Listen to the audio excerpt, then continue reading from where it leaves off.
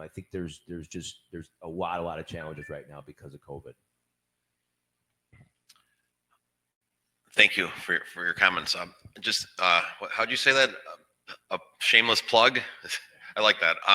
So I've just recently put an office market on the market for sale or lease at 8303 West Higgins. It's at the interchange of Cumberland and I-90, 7-story office building. We just agreed to terms with the city of Chicago on a lease, $29 per square foot. My company took occupancy in this building April 15th, signed a 6-year lease, hired nine people in the first year at our new office here. It's an expansion of the downtown office. So there are deals getting done. Let's move back to Greg. So how can municipalities, how can investors in municipalities best partner to bring new development? Yeah, so I was going to amplify on what Nick said. I think that's an important topic. One of the challenges, as again Ron pointed out, is kind of this repurposing mantra. Yes, there are deals getting done, as you pointed out, and yes, there are headwinds. I always do like to clarify people that we are talking about a graduated income tax, is not a progressive income tax. I think it's important that we have an open and honest conversation in Illinois. 40% of every piece of freight in the United States still moves through the state of Illinois and the Chicagoland area. It's still the third largest metro market, in third or fourth, depending on how you analyze it. Third or fourth largest market. There's still critical mass. There's still tons of opportunity. There's still the world's busiest airport, or the second busiest airport in the United States. How, again, all depends on how you analyze that stuff. But to answer your question directly, John, one of the things that we all need to do is work with our local elected officials, because as buildings are going to be repurposed, and the invisible hand of the economy is bigger than anything that any of us want to do. As a building gets repurposed from office to warehousing, good luck getting that zoning done in your local municipal offices unless the underlying zoning allows it. Because now you've got to go through the special use process, and now the village is going to have to do some long drawn out study, and we don't have the time to do that. We need to be flexible, we need to be entrepreneurial, and we need to be working at the local level with the local mayors to educate them on the opportunities that exist with flex zoning and with the ability to shift. It's a tired word. We're all done saying it. Businesses are pivoting like it's going out of style. Well, governments need to pivot as well, and governments need to recognize that if you depend on property tax revenue and sales tax revenue as the sole sources of income for your community and the services you provide to your residents, which are the sole sources for local municipalities, then you can't look a developer in the face and say, no, I'm sorry, that's zoned office. We're going to wait, because you're going to wait forever if guys like these guys have a deal, or you have a deal in your pocket for distribution and warehousing and logistics. I used to live in Downers Grove, used to office in Ron's building at the Esplanade, and immediately to the south of there, Amazon just put a distribution center up. I cannot tell you the local turmoil that caused in Downers Grove. Traffic, Amazon, the politics of Amazon, distribution, the loading, the wear and tear on the streets. Motor fuel tax in Downers Grove has gone up 9% since Amazon put a distribution facility, because the trucks fill up at the gas station at the corner of Ogden and Belmont on a daily basis. So there's tremendous upside, but unless municipalities are willing to show the flexibility and be entrepreneurial enough like you all are, it's going to be a challenge. And I promise you, having kind of, I guess I'm kind of the pseudo government person here, having worked in government or some form of government for as long as I have, unless they hear from you, they're not going to do anything about it. Have you been involved with expediting of zoning changes, and anything on incentives that you want to discuss?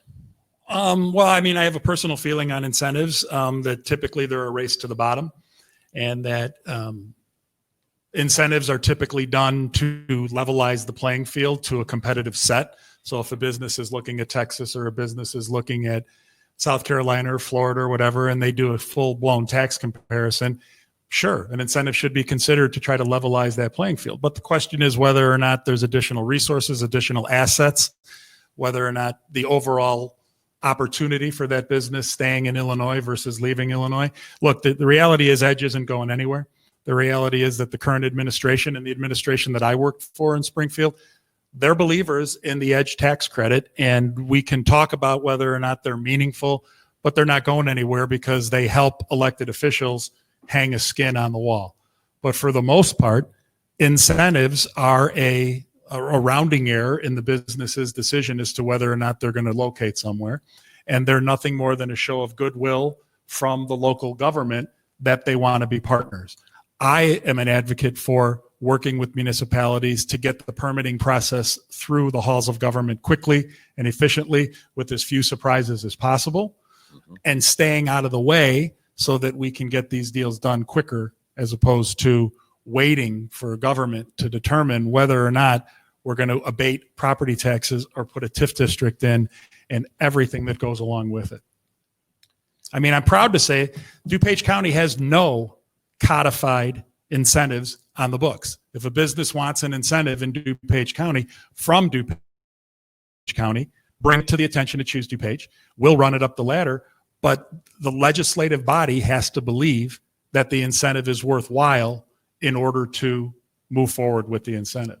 Because I truly believe that the minute you adopt that incentive, you better be prepared to just give it to everybody who comes calling. Because they know it's there. You guys are all really smart at what you do.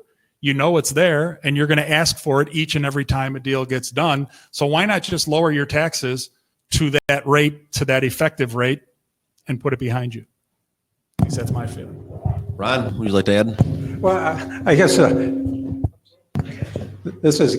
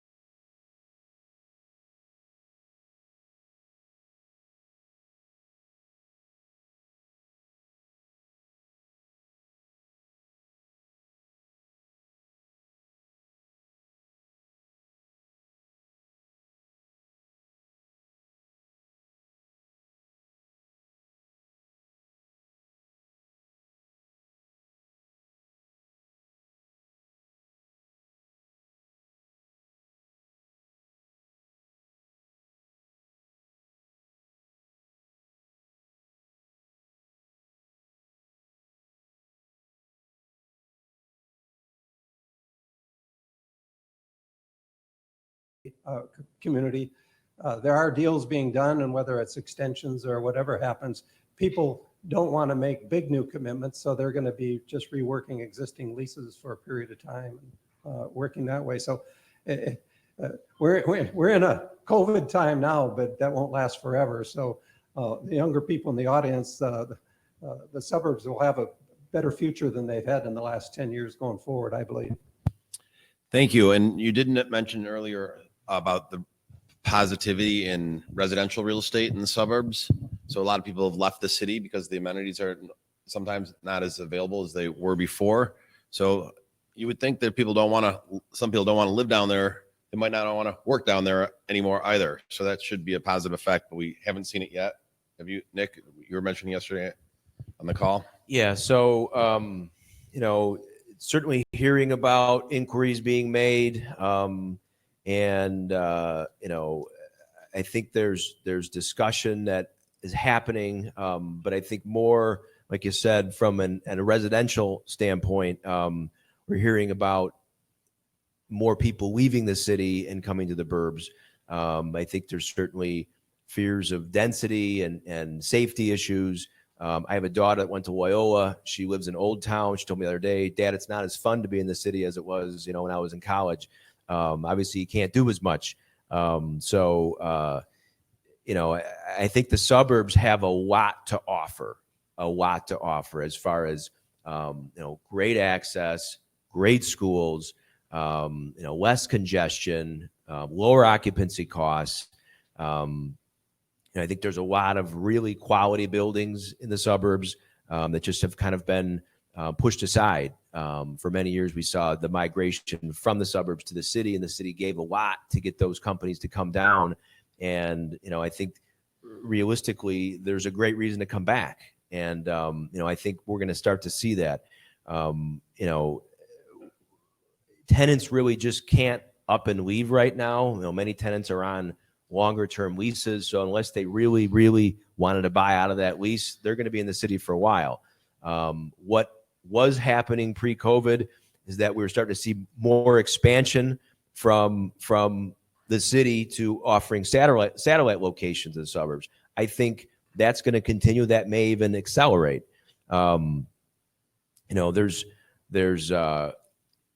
But I think it's going to be, probably a slow process. I think landlords in the city, from what I'm hearing, are really trying to do whatever they can to try to keep their tenants. So getting to them early, offering them some sort of incentives to continue to stay or extend long term. So there's going to be definitely that back and forth. I think. I think there's going to be interest potentially in single story office.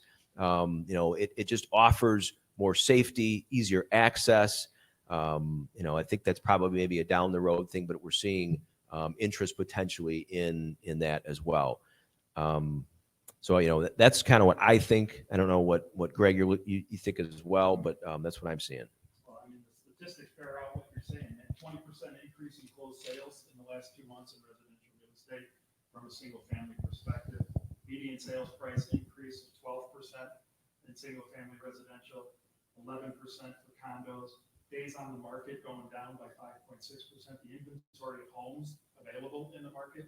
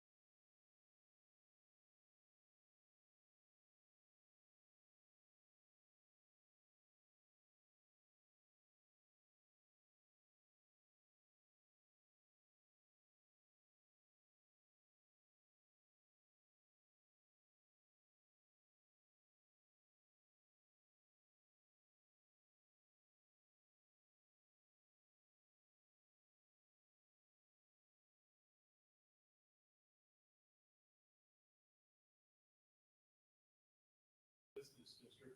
One of Choose Dupage's strategies right now is kind of the secondary office market, some satellite headquarters, and these offices that are located downtown who want to have some of their people who are no longer comfortable going into the city.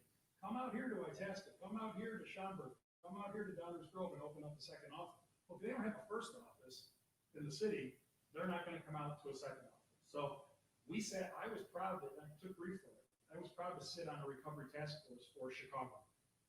Because we need Chicago to thrive. We need a vibrant community. We need to address crime in Chicago.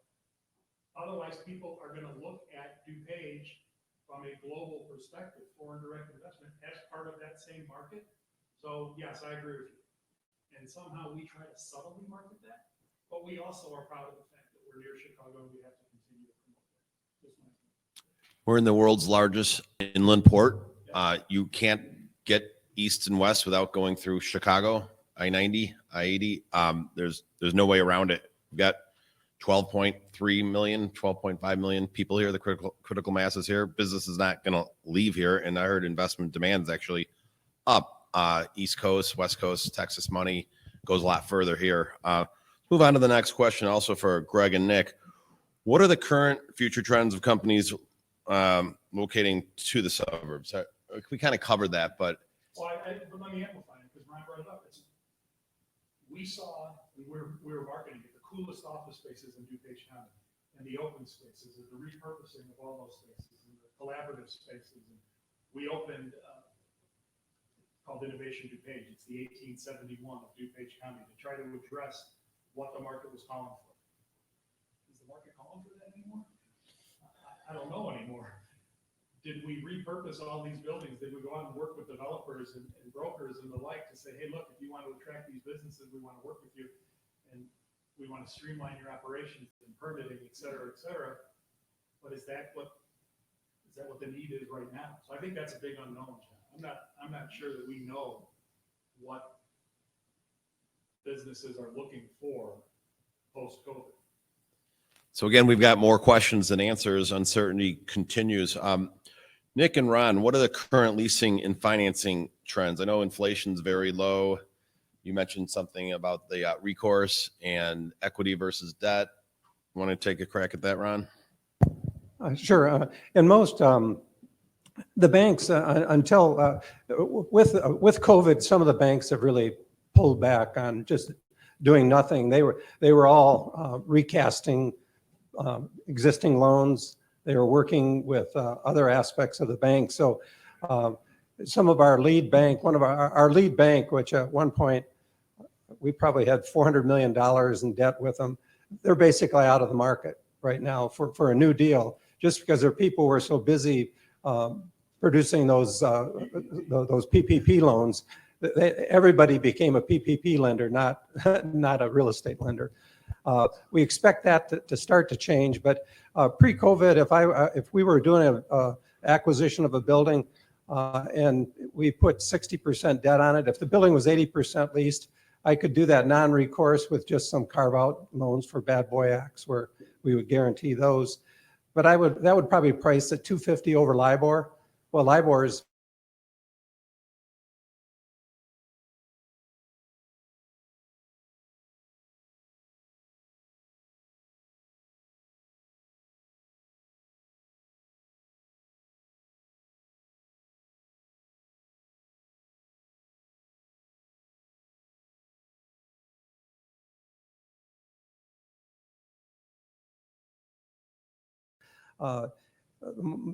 one of the reasons that multifamily is doing well is some of the government programs that are involved in those. But from a commercial standpoint, this last go around when we started to extend some of these existing bridge loans, that we'll call them because they weren't originally construction loans, you saw a few of the banks put a 1-point floor on LIBOR. Before that, it was a 250 to 300 spread over LIBOR. And all of a sudden, they kept the spread the same, but then they put a floor on the LIBOR rate. But in general, that's what really kept our industry alive. Is we're paying. I look forward when I have some of my 10-year loans maturing that were at 5.5%. Now I can refinance those things at probably 3.5 or less. So the banks, but they're selective, and they want to see history and they want to see the weighted average of the lease terms going forward. And so it's very, they take a lot of time. Usually, when we built out of state, I would use a Chicago bank. And now since some of the Chicago banks are pulling back, we actually are starting to bridge over to some of the local banks. But again, one of the things that gets lost in the shuffle is that the suburbs have about 110 million feet of space. And as we saw this transition of densification, let's say in the old days, we would use 250 square feet per person as kind of the ballpark on how much your occupancy would be. We build a building of four parking stalls per 1,000. Some of the bigger buildings would be 3.5, 3. And all of a sudden, if we take that down to 200 square feet per person, that means you have 22 million feet of capacity in your suburban buildings over the life cycle if people actually transition to that. So I think one of the good news things now, that's what's, we've been absorbing that kind of dark vacancy over the years. And now we're going to see that 200 feet, if that's what the number is, go maybe back to 225. So now you might have taken 10 million feet back into occupancy. So those are the things that I think we will see happen. And obviously the interior designers are playing with this. It used to be the rule of thumb is for, if you densified, for every 2 square feet you took away from the average occupancy, you added 1 square foot back in collaborative space. And so some people went more extreme than that. But I do think you're going to see some of that stuff happen. And as we start to get our occupancy levels, the suburbs are probably overall maybe 83% leased. Probably if we took, you got a Schaumburg, Itasca, that's probably 23% vacant. You get O'Hare, that's probably the best of maybe 10 or 12. East-West corridor is probably 15. The North Market is going up a little bit. But as those levels come down, then you'll see the banks getting more comfortable with that. But financing right now is going to be more conservative. An office building, you'll get 55 to 60%, and may or may have some recourse on that. Multifamily, you'll get 70%. Industrial, you'll get 70%. Anyway, you can do spec industrial. You can't do spec office unless you want to, do a really cheap loan and have some type of an earnout based on levels. And multifamily, it's probably averaged on, we've sold 4 projects in the last 2 years, probably averaged about a 5.15 cap rate. Industrial is probably down around that. And again, office is up at 8.5 to 9.5. So that's kind of how the financing world looks at this right now. Appreciate your insight. Nick, what are you seeing with the current needs for tenant needs and desires, how this is driving development, redevelopment, or tenant specific? I mean, you're a tenant advocate. How can you help us look at that? Yeah, so a few things about leasing. Remote work and hybrid work, I think, is here to stay for the time being. I mean, there's really no doubt that that's just going to continue for a while. My concern would be, if I'm a long-term business owner, is security, is employee productivity, is building loyalty, building my brand, building my culture. How can that be done when everything is remote? Everybody's in and out all the time. Technology, I think everybody's probably zoomed out. I know I am. Zoom has been incredible to use. It's been a great tool. In other technologies like Matterport tours, I mean, we do almost everything now. Every listing that we take, we have set up our Matterport tour, our specialists to take pictures of the building so that people can look at these online. Videos, drones, that technology has really, really allowed us to still stay in front of customers. One of the things I think that we don't know yet is, because most offices are not back to full capacity yet, when they're going into work, if they are going in, they're spreading out. So we don't really know what that office environment is going to look like. My guess is going to be maybe some of the benching will go away. There may be higher screening. They may have to go work in shifts, is what they've talked about. It's hard to say right now exactly where that's going to go. Tenants want flexibility. There's a lot of uncertainty right now in their businesses.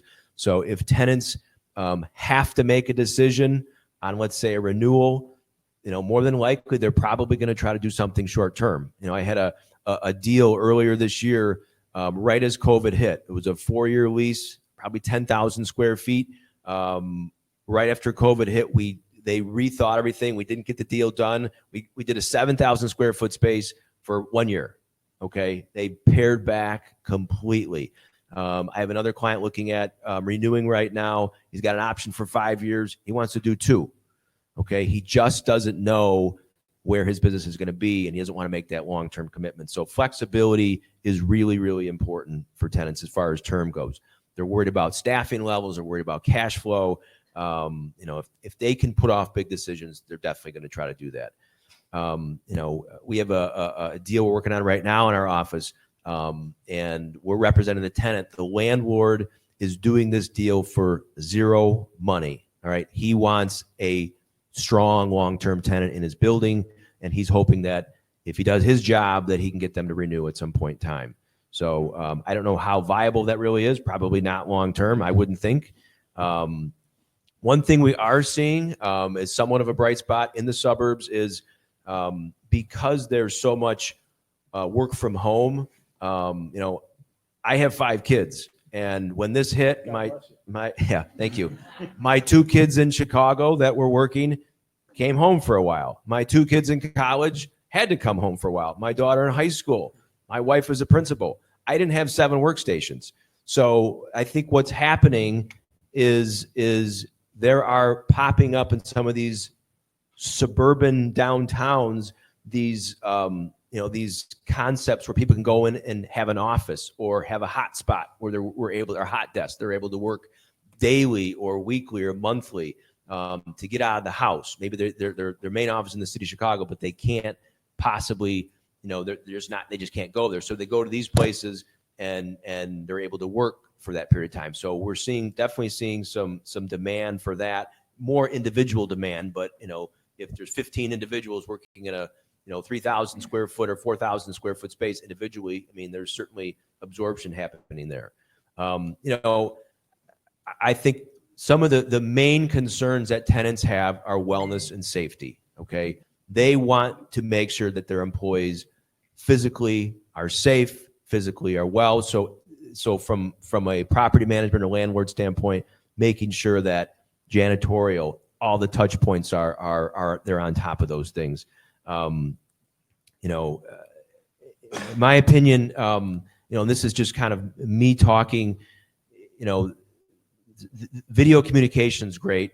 Okay. But really, really, really, if you think about your most important relationships, okay, maybe it's with a spouse, children, parents, face-to-face is still the best way to transact business. Okay. And in my opinion, that's one of the things that's tough right now is gaining new business because it's hard to sell via email or text or over the phone, okay, or even on Zoom sometimes. People want to see, touch, know you. And so that's my perspective from a tenant rep side. Appreciate that. We're down to just a couple more minutes till the next panel comes in. So a lot of companies are reorganizing, reshaping, adjusting to a new normal, that sort of thing. So it is a tough time in the market, but I really only approach things positively, and there will be a recovery. It'll come. That's what happens. There's cycles in the real estate market, and I think a lot of people last year were predicting there'd be a recession coming up, and the election will be over soon. That will be an odd time, but that uncertainty is going to go away. So companies that have these pent up needs and demands are going to probably transact shortly thereafter if they haven't already taken advantage of new opportunities.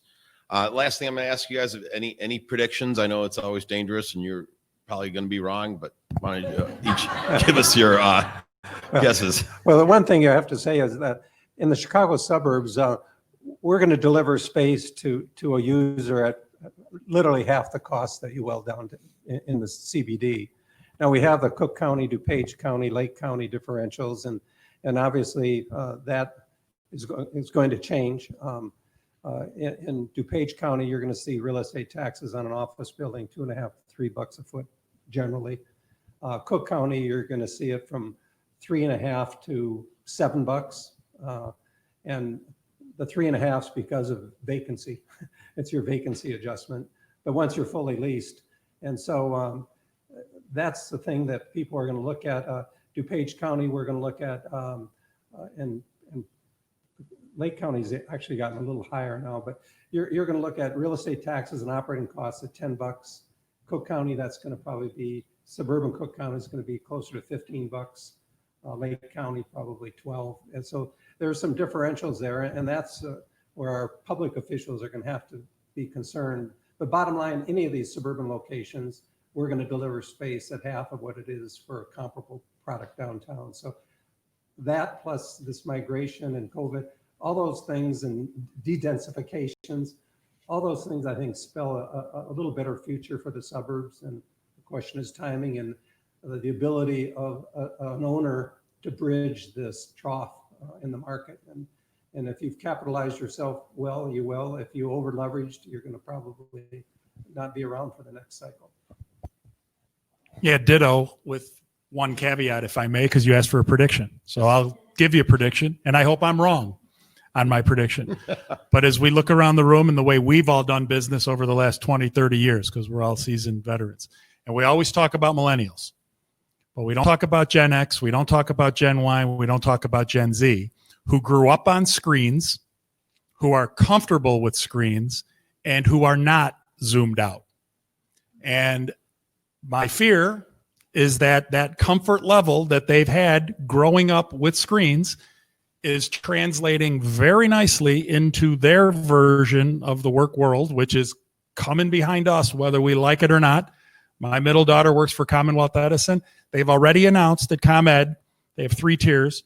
Her tier is not going back into the office until at the earliest September of 2021. So a year from now. They've already said that. There could be a vaccine tomorrow. You're not going back for a year. She could not be happier because it gives her the opportunity to do her work how she wants to do it, where she wants to do it. And so you talk about densification and we talk about 8 per 1,000 versus 4 per 1,000. I think the big unknown and the big wild card is the Gen X and the Gen Z. All of the businesses are doing more and more to attract these employees, make them feel better about where they work. They're getting involved in the causes that the companies are donating to. When we all went to work, it was, hey, fill out this box for United Way and give money to United Way. Now they're picking their own charities, flex time, et cetera, et cetera. So from a prediction perspective, I think that a large portion of the future workforce is perfectly okay with what's happening right now, and businesses are going to have to adapt to it. What that looks like in terms of vacancies and construction for the suburban office market, not 100% sure, but they're the future. Maybe some increase in subleases. So Nick, what do you think? So I would say probably, I don't know if it's more of a prediction or recommendation. There was obviously some gloom and doom here, but there's certainly opportunity in the market. And I think for brokers out there, other types of vendors, you have to stay in front of your clients. You have to stay in front of prospects. You really have to be aggressive.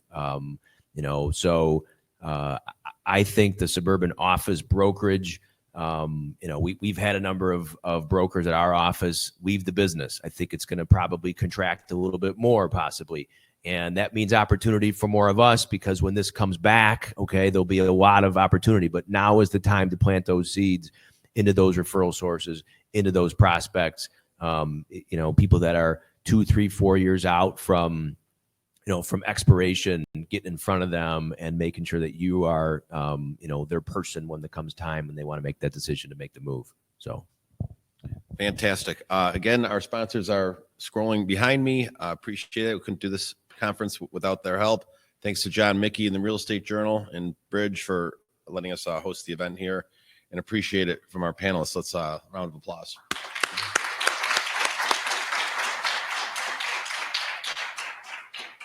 Our next panelists or moderators can be Karen Chevat of Executive Director at Power Forward Dupage. I'm going to hand it off to Karen.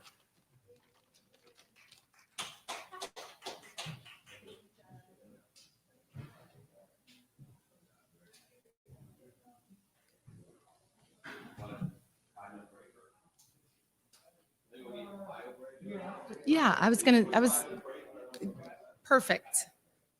So my guys can get in place, John, from your guys.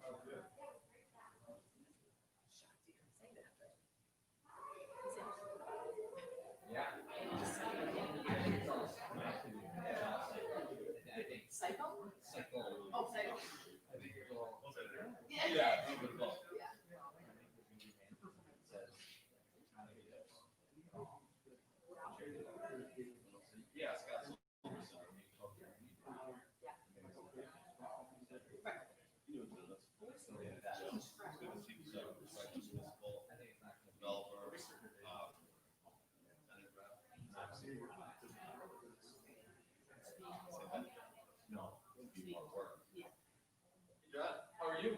Doing great. Good to see you. Love the building. Thank you. Really awesome. Yeah, we had a team building lunch earlier this week out on the terrace here. It's great. You guys are out here? Yeah, we moved in April 15th. And this is it. I mean, that's yeah, right. Love it. I'm John Joyce. Hey, I'm Ron. Good to see you. Oh, yeah, we met before. I love that you're here, Rock. Yeah. Well, I've been going to our offices last month. Oh God, it was cool for about a month.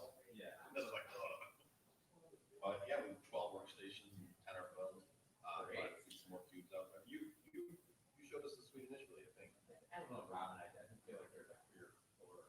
We took 480, and you guys checked out. Yeah. So I got that little area in the front. I'm probably gonna call Hendrix and get some more cubes. Yeah. So it's busy, bro.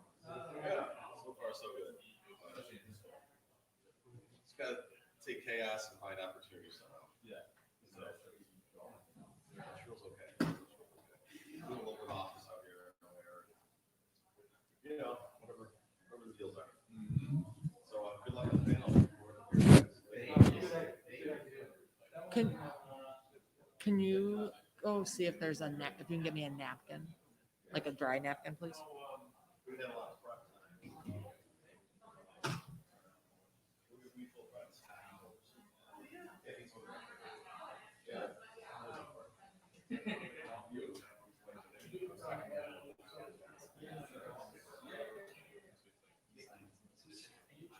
Yeah.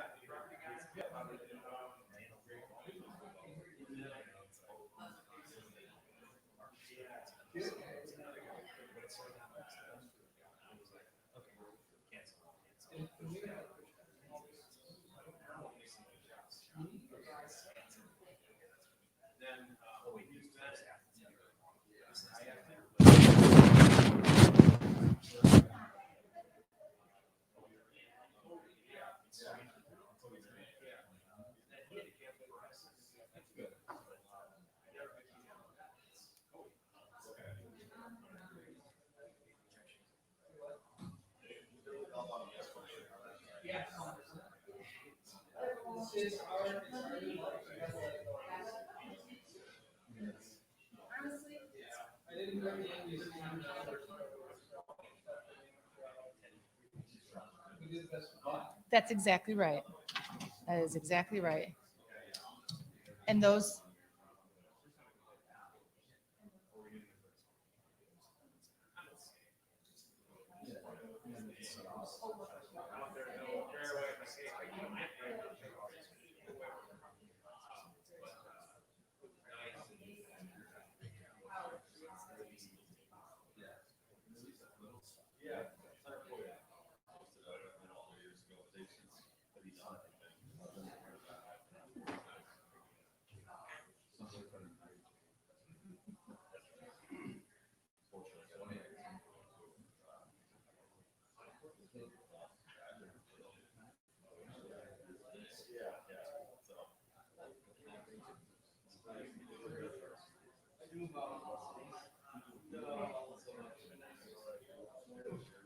I know, right?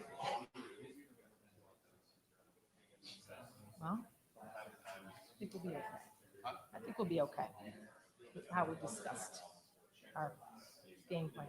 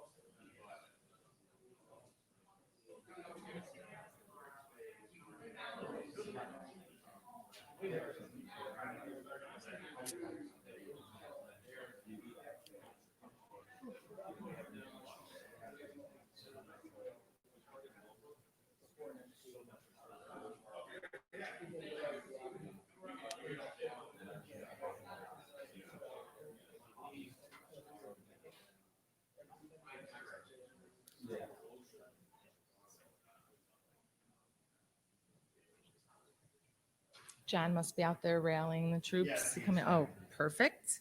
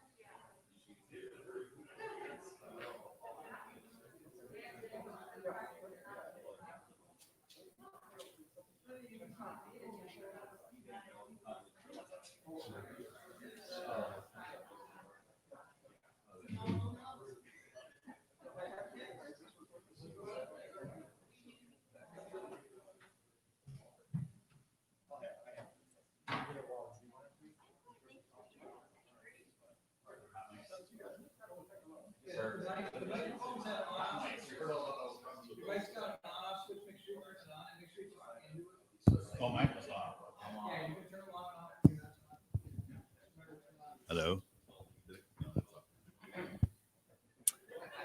Okay.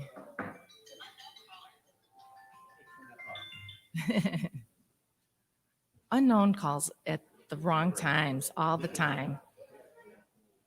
Okay. I feel like we did pretty good with our in-studio audience. We didn't lose too many at the break. That's good. That's good. Welcome, welcome back. I still hear a little bit of chatter out there, but it's hard to stop that after so many months of not having it, right? So what do you think? Should we get started?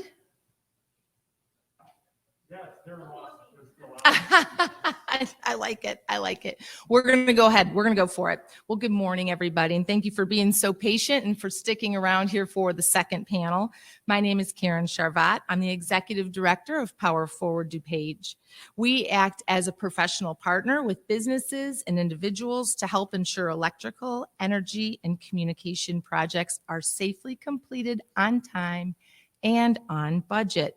Power truly does connect with us as we proudly represent over 440 electrical contractors and over 1,600 highly skilled and trained union electricians through the IBEW Local 701. And the crowd goes nuts. I love it. Thank you to John, who expertly handled the first panel. And of course, thank you, Real Estate Journals, for having me serve as moderator for this most esteemed second panel and for hosting this important event for us all here this morning. And hello to those who are attending virtually. We appreciate you as well. Now, to the panel. Everybody awake? Everybody's good. Okay. Well, welcome and good morning to each of you. Why don't we start here, Terry, if you wouldn't mind, and we'll go down the row. If you wouldn't mind just briefly introducing yourselves. My name's Terry Ramstedt. I'm the founder of Food Bars, Grab and Goes, Foods, Corporate Catering and Events, and Coffee Bars, which is out here. Prior to that, I founded Deli Time in 91. I had 54 of those and sold out in 07. I started Food Bars in 13. My name's Andy Bertucci. I'm with Foresight Realty. Our firm does a typical property management, leasing, and sales and disposition services. We work a lot with third-party clients. We also do a lot of work with receiverships and distressed properties. So we work in that area. We hope to be very busy soon, but not for all the right reasons, but we are experts in that area. John Norris with Newmark. I am Suburban Office leasing agent, including this building here, but our services are everywhere from East-West Corridor, Northwest, O'Hare, as well as the North Market. So really covering the whole suburban office market. I'm Rod Zamparo, Director of Account Sales for our Tenant Solutions Group at Arco Murray. We are a design build general contractor, and we focus on TI renovations locally and nationally. Excellent, excellent. Thank you all, and thank you for agreeing to be on the proverbial hot seat as we try to address the questions of the day. Most, of course, are going to be, to some degree, focused on the COVID effect, but some will address redevelopment as well. So let's get into this, I think, shall we? John, I'm going to start with you, but absolutely, any of you can jump in throughout this discussion. And John, we heard a little bit about this in panel one, but we are hearing that companies are moving from the city to the suburbs. Is that actually true? Is that actually happening? And if it is indeed true, where are you seeing the most activity and what types of companies are active? And do they need an electrical contractor? John, please. Thank you. As we heard on the first panel, I think it will be happening. I would say it's not happening yet. We are getting a lot of phone calls. There's a lot of inquiries, a lot of, hey, this is very preliminary, but would you consider this? Those calls are always step one, but as Nick said, those expirations are several years away. People really don't want to pay on a second lease when they're not occupying the first lease that they're paying on. So hopefully that continues to go. I think we talked about all the signs of why that makes sense. We're still very optimistic about the future. The question is when. Is that early 21, late 21, early 22? So I think the biggest thing is getting everybody back to the office. And then those decisions will start being made. And the second part of the question, if so, when we are seeing some deals getting done from the city, but it's really the smaller tenants, someone that has 5 to 10 people in an office and they can quickly make a decision to pivot. Those deals are usually more short term. Therefore, they have expirations closer to. They can easily go closer to their house without having to go through the corporate, make sure they're making the right decision and that everybody is on the same page. There's 2 or 3 top decision makers or one decision maker, then quickly make those decisions. So I would say we're not seeing a specific industry. I would say smaller tenants, we are starting to see a few of those deals and migrations happen. Corporate America, we have just not been seen make decisions yet. That makes sense.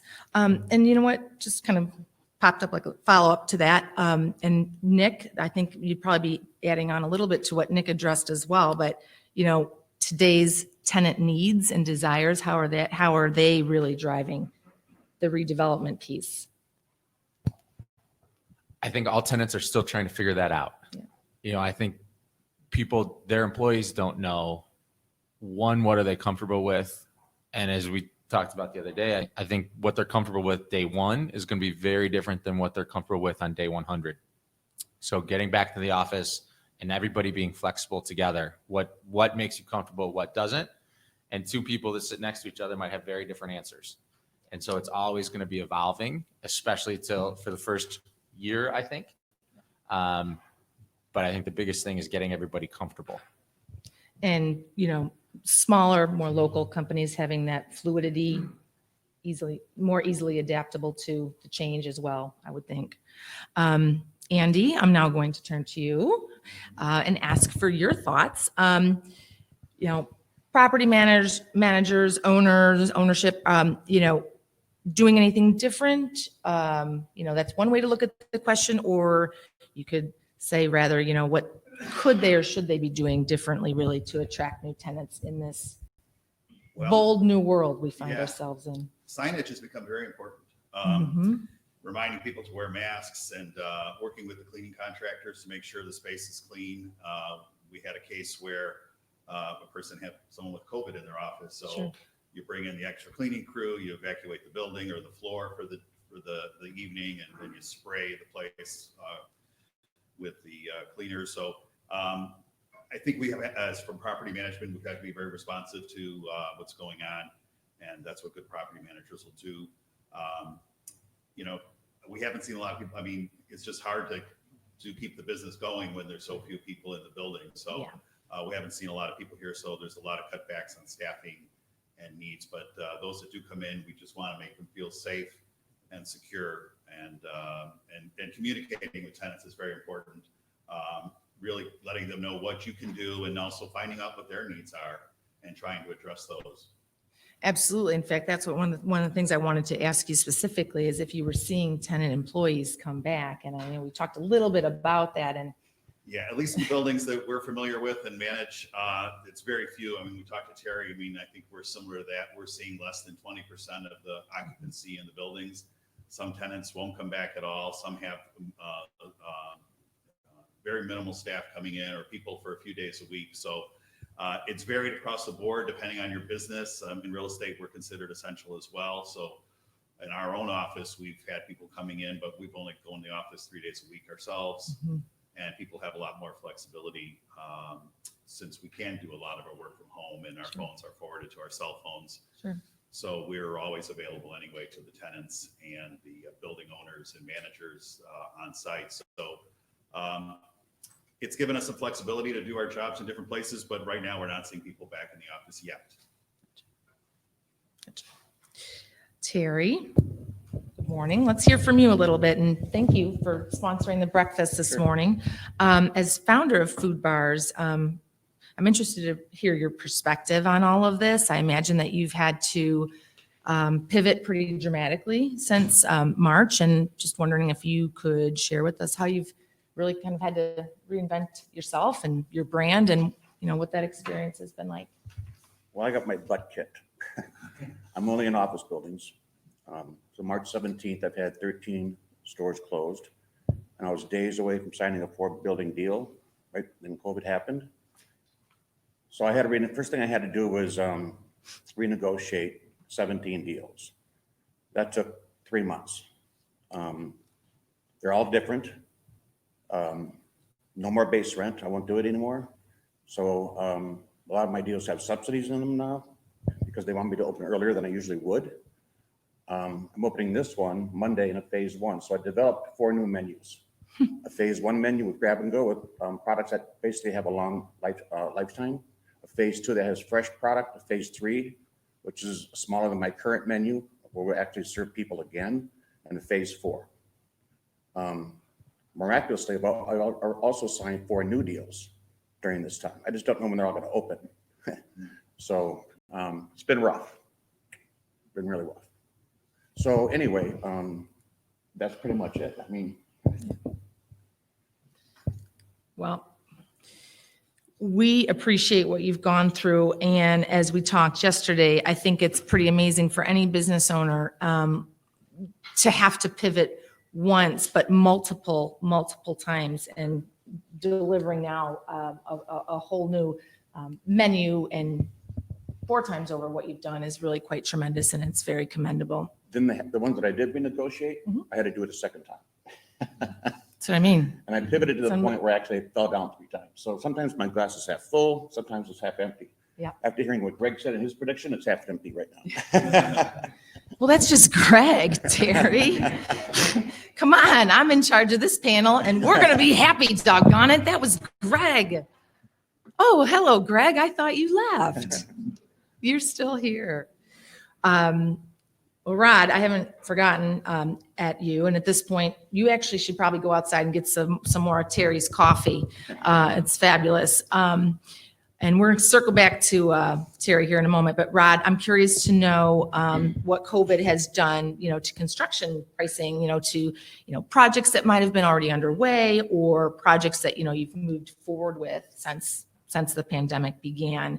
And then as a little follow-up, I guess, with clients, so we heard in panel 1, limiting travel, right?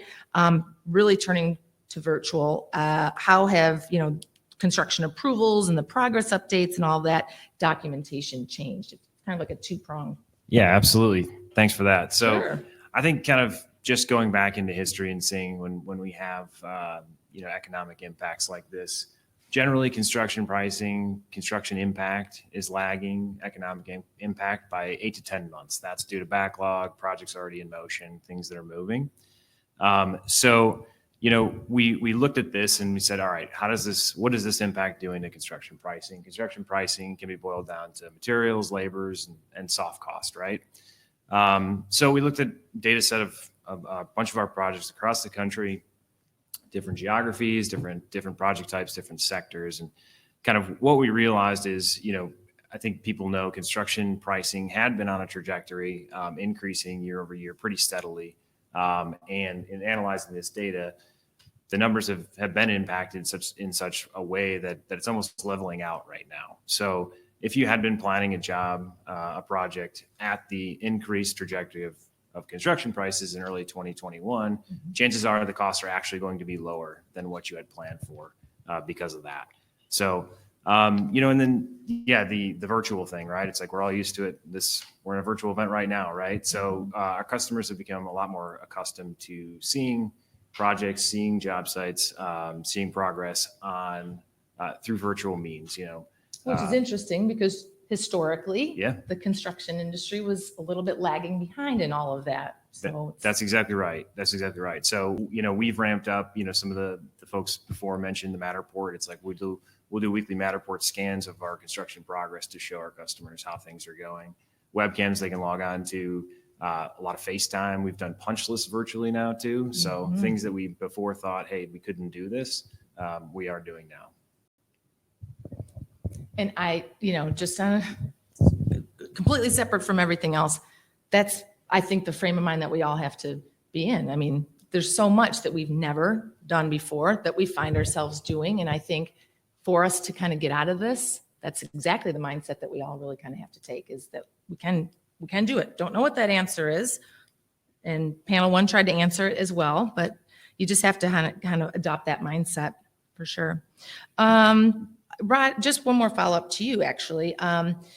They touched upon this a little bit in panel 1 as well, so I'm just curious for your input. Do you see anything at this time, or 21, 22, new innovative construction trends really that are happening now to attract tenants or make buildings, supply, I should say, more desirable? Yeah, absolutely. So, when this all hit, all of our heads went to the same spot. Let's focus on HVAC. How can we filter, clean, modify the air to make it safer for everyone to be in? And let's make everything touchless, door operators, faucets, those kinds of things. That's all great. And those are things that we probably should have already been doing, right? And we realize we'll be a little bit better when we come out of this with some of those things. But taking it one step further, we really are working on analyzing how a user is really interacting with the structure that they're in. So we've been doing a fair amount of well building certification analyses for our customers and trying to understand occupant health and how are the folks actually interacting with the buildings that they're going to be returning back to, in my opinion. And that's really the innovation. And so the amenities race that we all know from a year ago, and everybody's chasing it. And the new amenities are kind of the unseen things, the things that are just going to make your experience that much better. And really, like I said, focus on occupant health. Mhm. Well, and that brings me to something else. And, maybe a broader question that I just really kind of just want to open up to everybody at this point, but definitely think it is really going to be hard for anybody to answer it with 100% certainty, but that long-term question, I'd like our panel to have the opportunity to try and address that as well. And what you would think the long-term effect of employees either working from home or returning to the office. As I said in the beginning, I represent over 400 electrical contractors within Dupage County, and a number of organizations have indeed already began upgrades, installing thermal options for visitors, contactless check-in kiosks, things like this, thermal cameras. So I know that companies are definitely making these investments. But is this more of like a case of, if you build it, they will come, or, more of this hybrid model? I think, personally, I think it's probably a little bit of both, but just interested to see your perspectives from what you're hearing, what you're seeing, and, what you think. And anybody can jump in.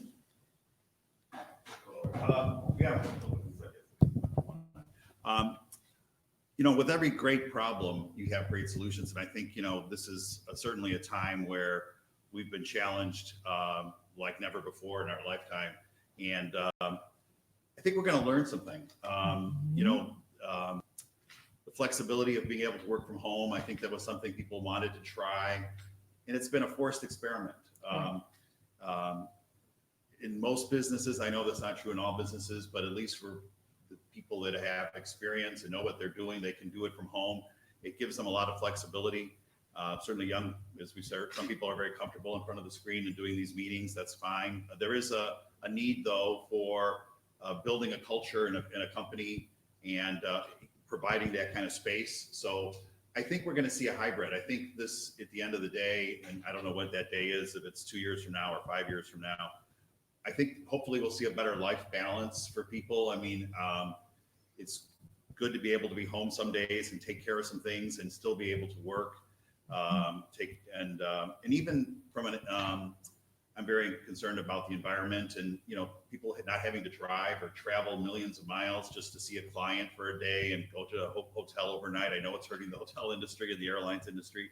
And those things are important face to face, but if we can do a little less of that, maybe we'll find a better balance between all the things that we were doing, at least from an overall perspective. I'm hoping that people still want to go to offices and be together and build a culture, but it's nice to have that balance. And if employers can feel comfortable with that, and I think from a property management perspective, we can provide that right kind of environment, a safe environment for people. I know we added a lot of amenities to our office buildings that were based on this communal working together. And I know some companies have even done virtual things now where they're offering classes online, which I think is a pivot. We have to be able to take these challenges and turn them around. I think we just have to suffer through the time in between and get through that. So I'm hoping that we all come out more with a better solution for our office buildings and whether it's in the suburbs or the city. I mean, I think the suburbs offer a great opportunity.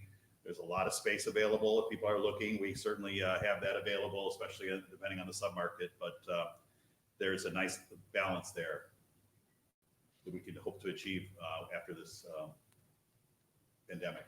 Yeah, I agree. John? And you talked about the amenities, and I think amenities will continue to change. And actually, really, Davis and Davis should be talking about this as well. They did this beautiful renovation for us here, and we weren't the only ones who did this big renovation just before COVID hit. And so what are amenities going to look like after COVID? I think you could ask all four of us. You'd probably get 4 different answers. I think everybody's trying to figure that out right now. So I'm of the belief owners should always be investing in their buildings and making things better. However, right now, I'm at a little bit of a loss for what to tell my own clients. Right. Because we just don't know.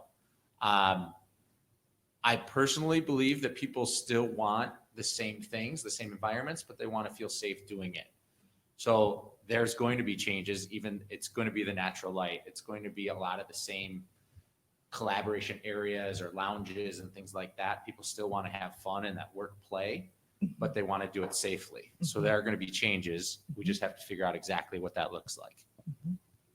As far as amenities are concerned, whenever the populations do come back, it's going to be a long time. And I think that the convenience stores that are in some of these buildings are going to go away. And that same product can be sold by vending or by the food service. I know I'm going to go 24/7 in all my stores when they reopen. We're doing this one here Monday. So we have the touchless machines. And I've added a lot of grab and go items. I think the health clubs, I'm not sure how they're going to make it. Cleaners, you don't have the population.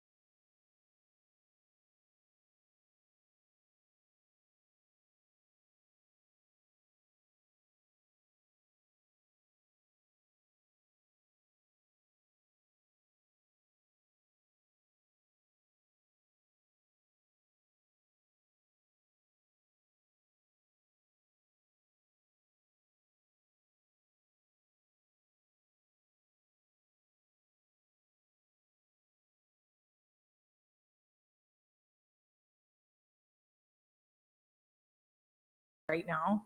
I'm a hugger, and that's what I would like to do. You just hang in there because it's going to happen. But I really think too, I think it's going to shift and change based on the behavior and whatever the largest, populist majority. I don't know if it really will skew out generationally, as we've heard, but whoever's driving that bus will be the one driving the further redevelopment. I really feel like, to add on what Andy said about work-life balance, it's, I think all of us can kind of look back on these past few months and go, wow, I'm really not that important. We all really thought we were so important in February and in March. And when you learn to stop and take a look at how you've been working and how you've been balancing it all, you sort of realize your place in the world. And somehow business is going to have to adapt. And I do agree with Greg on that. That's probably going to have to be the driver as well. Let's see. Well, Andy, you kind of addressed this a little bit about what does everybody think they've learned personally in some of these panels in days past. You'd see these rapid fire questions, Cubs, Sox, all that fun stuff we used to do. And I'm just more or less, I'd like to know what you think, like you're taking away from all of this personally. Terry, I probably could feel what you're taking away from it. And I like I said, my heart hurts for you, but I'm also so impressed by you and how you've probably led everybody in your company through an unbelievably tough time. And I just think that is a lesson for the ages, one that you probably did not want to learn. And I've seen every episode of Food Network. I bet you have. I bet you have. But anybody else want to jump in personally, what you're taking away or what, company culture, how it's shifted within your own companies and what you think you're learning maybe as leaders of your firms, your organizations? Yeah, absolutely. And I think you just said it right there, right? It's been 6 months of an experiment on company culture and how do we create culture? How do we motivate employees virtually, and before it was, culture, let's put a ping pong table in the break room and, hey, we're going to get some culture. It's totally shifted, right? And there's different things that motivate different people.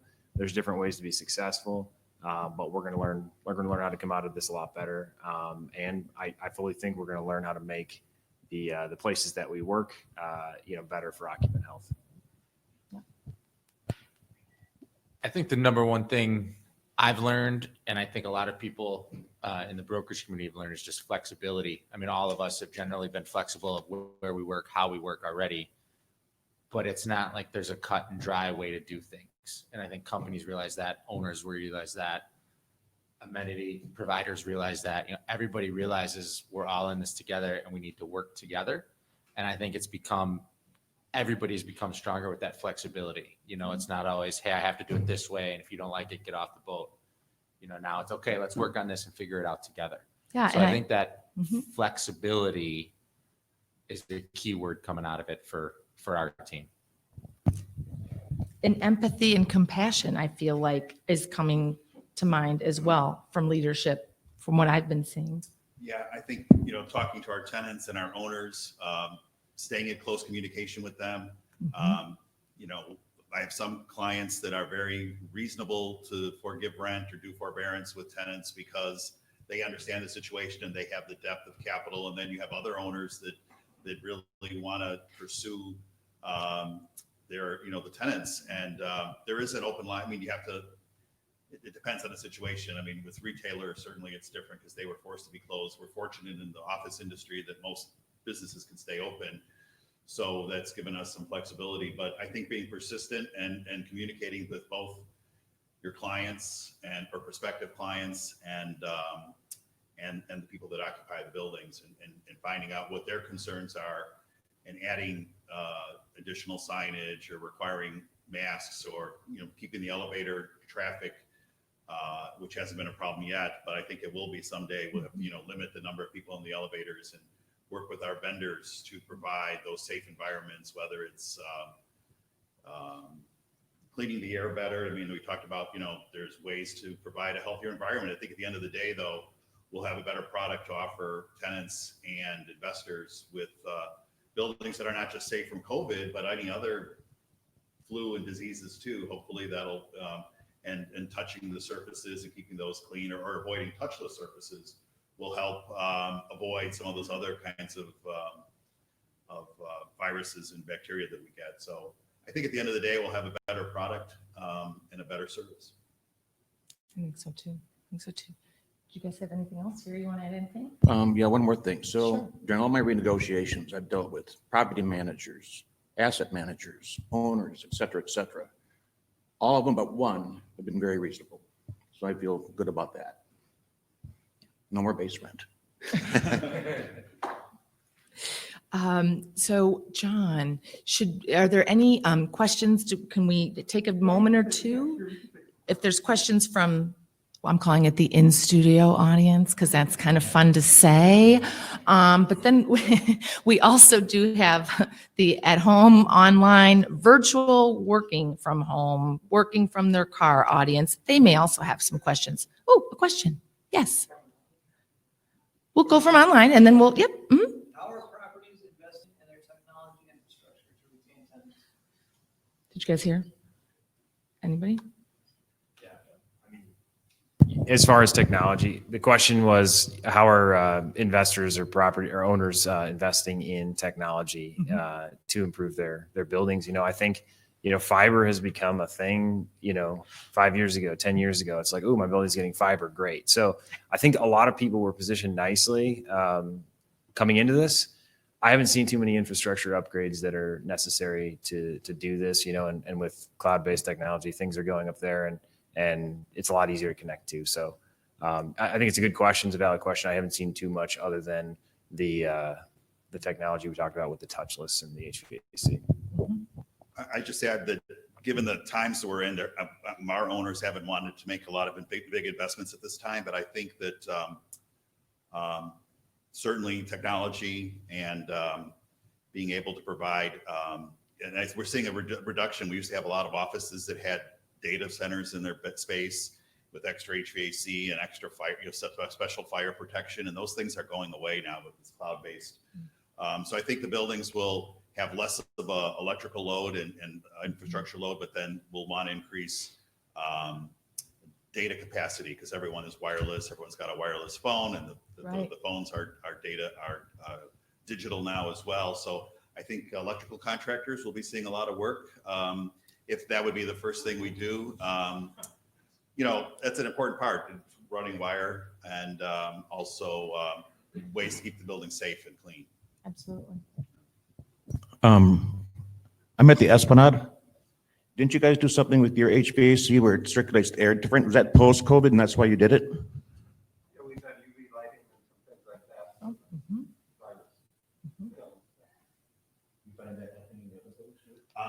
I personally have not. Our clients just haven't been at that level, but I think that is something I would recommend going forward. If we had to do an HVAC project, I would certainly incorporate, you know, depending on the cost benefits, but certainly blue light or spraying. There's some sprays they put on the supply air to keep viruses and bacteria down. So those are all positive things I think that you'll see in the future. I haven't done it myself yet. I think it's all kind of an emerging technology too. So Right. I don't want to be the first adopter on it either, but it'd be good things to learn in the future. See it going forward. Okay. John?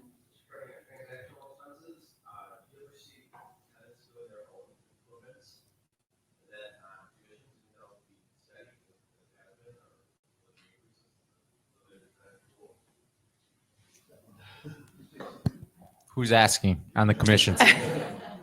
No, I mean, from a tenant perspective, I think the activity is so limited out there right now that when there is a good credit long-term deal, which our tenants in the market list is very, very short right now, unfortunately. I think some of those brokers are asking for bonuses, and there are some owners who are paying those bonuses.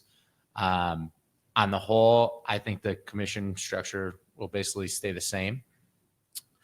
To your first question, people don't want to make long-term commitments right now. So I think it's spec suites, and you might be able to comment if you're still seeing a bunch of spec suites. But, you know, the comment earlier where are we telling owners to invest? It's spec suites, because people, you can move in on a 3-year deal, you know, be in a space in 30 or 60 days, as opposed to having to make a 10-year commitment and get a large tenant improvement package. So, I mean, that is, I don't see tenants funding it because they don't want to come up with the cash right now. Yeah, he's exactly right. I mean, spec suites and subleases, I think, are going to be hot in the TI world here relatively soon. So, Great. Anybody else? Okay. Well, thank you all so very much. I want to say thank you to the panel. Thank you to Real Estate Journals and, of course, all of the sponsors. John Joyce, thank you for effortlessly leading the first panel. And Todd and Alyssa, all your hard work. Thank you all so much.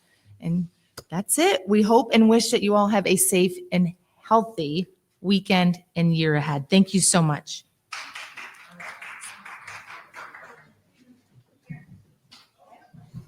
Sure.